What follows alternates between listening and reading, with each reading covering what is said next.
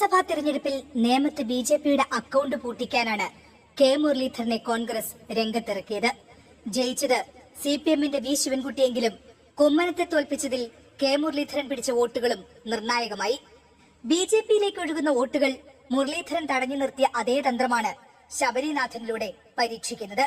തലസ്ഥാന കോർപ്പറേഷൻ ഭരണം ബിജെപി പിടിക്കുമോ എന്ന നിർണായക ചോദ്യമുയരുന്ന ഘട്ടത്തിലാണ് പാർട്ടി ശബരിനാഥനെയും യുവനിരയെയും കളത്തിലിറക്കുന്നത്. ഇതിലൂടെ കോൺഗ്രസ് ബിജെപിക്ക് നിലമൊരുക്കുന്നുവെന്ന നരേറ്റീവ് പൊളിക്കാനും പാർട്ടി ലക്ഷ്യമിടുന്നു.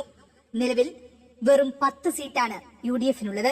കോൺഗ്രസ് ദുർബലമാകുന്തോറും ബിജെപി അധികാരം പിടിക്കാനും സാധ്യത കൂടും. പരമാവധി മികച്ച പോരാട്ടം കാഴ്ചവെച്ച് ബിജെപിയിലേക്കുള്ള വോട്ടൊഴുക്ക് തടഞ്ഞാൽ നിയമസഭാ തെരഞ്ഞെടുപ്പിലും കോൺഗ്രസിന് കരുത്താകും. വട്ടിയൂർക്കാവും കഴക്കൂട്ടവും ഉൾപ്പെടെയുള്ള സീറ്റുകളിൽ നേട്ടമുണ്ടാക്കാനും കോർപ്പറേഷൻ തെരഞ്ഞെടുപ്പിലെ പ്രകടനത്തിനാകും.